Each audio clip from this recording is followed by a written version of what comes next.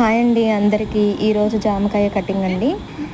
ఈ ఫ్రూట్ వచ్చేసరికి మన గార్డెన్లో ఫ్రూట్ అండి. ఎలాంటి పెస్టిసైడ్స్ యూస్ చేయకుండా న్యాచురల్గా వచ్చిన ఫ్రూట్ అండి. మన గార్డెనింగ్లోదే ఇది. దీని హార్వెస్టింగ్ వీడియో నేను తీద్దాం అనుకున్నాను, మర్చిపోయానండి. సో ఖచ్చితంగా నెక్స్ట్ వీడియోలో నేను హార్వెస్టింగ్ చేస్తాను. అండ్ ఈ జామకాయ సైంటిఫిక్ నేమ్ వచ్చేసరికి సైడియం గూజావా అండి. దీని ఫ్యామిలీ వచ్చేసి మైర్టేసి ఫ్యామిలీ అండి. ఇందులో సి విటమిన్ ఉంటుందండి. అలాగే ఇందులో చాలా ఐరన్, కాల్షియం, పొటాషియం, ఫాస్ఫరస్ ఇలాంటి చాలా న్యూట్రియంట్స్ అనేవి ఉంటాయి. ఇది చాలా తక్కువ క్యాలరీస్ని అందిస్తుందండి.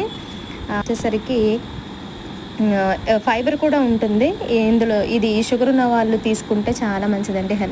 షుగర్ అనేది కంట్రోల్లో ఉంటుంది. చాలామంది పిల్లలు, పెద్దలు మైగ్రేన్తో, హెడేక్తో చాలామంది సఫర్ అవుతూ ఉంటారు కదా. అలాంటి వాళ్ళు డైలీ ఈ ఫ్రూట్ని తీసుకోవడం వల్ల వాళ్ళకి మైగ్రేన్ నుంచి, తలనొప్పి నుంచి కొంచెం రిలీఫ్ అనేది వస్తుందండి.